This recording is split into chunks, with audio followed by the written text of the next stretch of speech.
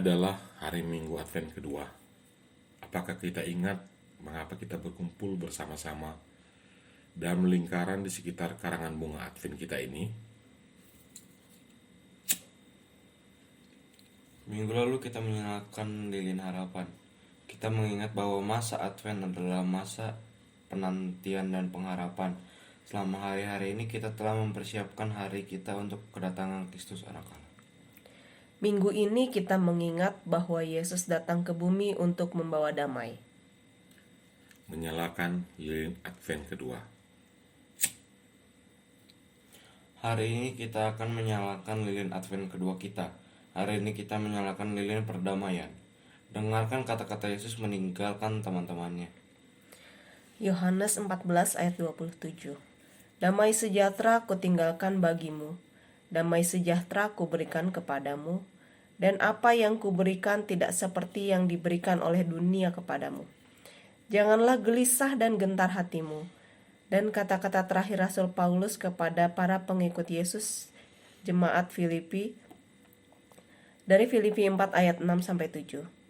Janganlah hendaknya kamu khawatir tentang apapun juga, tetapi nyatakanlah dalam segala hal keinginanmu kepada Allah dalam doa dan permohonan dengan ucapan syukur. Damai sejahtera Allah yang melampaui segala akal akan memelihara hati dan pikiranmu dalam Kristus Yesus. Renungan pada masa Advent minggu kedua, Minggu 4 Desember 2022. Berjudul Mudik. Ketika selesai jangka waktu tugas jabatannya, Zakaria, ia pulang ke rumah. Beberapa lama kemudian Elizabeth istrinya mengandung, dan selama 5 bulan ia tidak menampakkan diri, katanya. Inilah suatu perbuatan Tuhan bagiku, dan sekarang ia berkenan menghapuskan aibku di depan orang.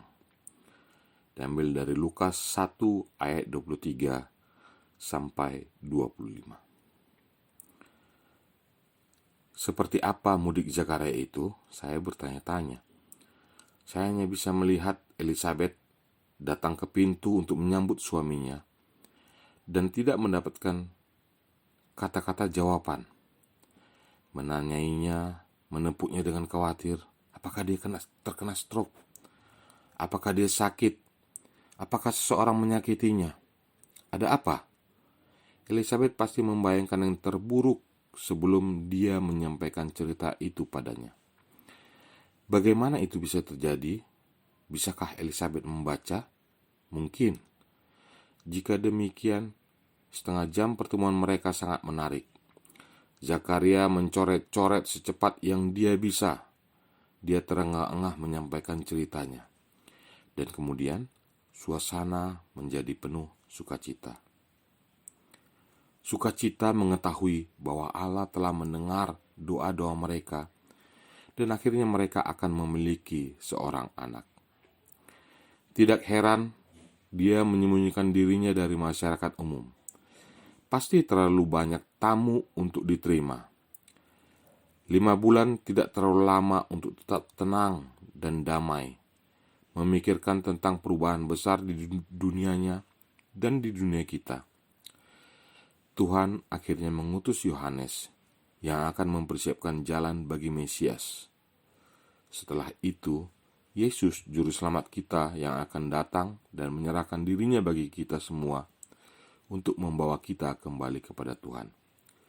Adakah berita yang lebih baik dari itu? Mari kita berdoa. Bapa, terima kasih atas berita yang begitu luar biasa untuk anak-Mu Yesus. Amin. Mari kita renungkan dan diskusikan. Pertama, menurut Anda perubahan apa yang disebabkan oleh berita itu dalam kehidupan keluarga mereka selama beberapa bulan ke depan? Apakah menurut Anda mereka memberitahu orang lain? Jika ya atau tidak, mengapa? Jika ya, kapan? Yang ketiga, bagaimana Anda menyesuaikan diri dengan perubahan dalam hidup Anda? dengan bantuan Allah? Kita bernyanyi dari Kidung Jemaat 91, Putri Sion.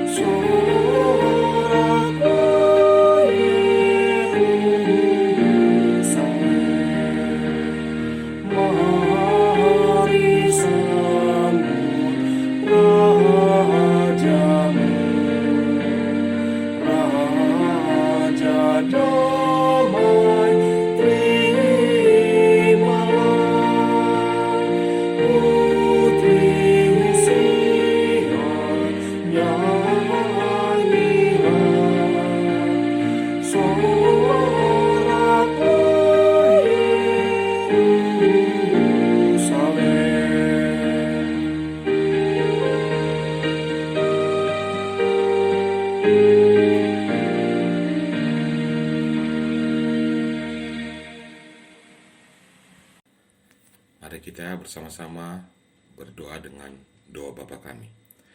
Bapa kami yang di surga, dikuduskanlah namamu, datanglah kerajaanmu, jadilah kehendak-Mu di bumi seperti di surga. Berikanlah kami pada hari ini makanan kami yang secukupnya, dan ampunilah kami akan kesalahan kami, seperti kami juga telah mengampuni orang yang bersalah kepada kami. Dan janganlah membawa kami ke dalam pencobaan, tetapi lepaskanlah kami daripada yang jahat, karena Engkau yang punya kerajaan, dan kuasa, dan kemuliaan sampai selama-lamanya. Amin. Mari kita tutup renungan kita pada pagi hari ini dengan bernyanyi dari Kidung Jemaat 350, O berkati kami.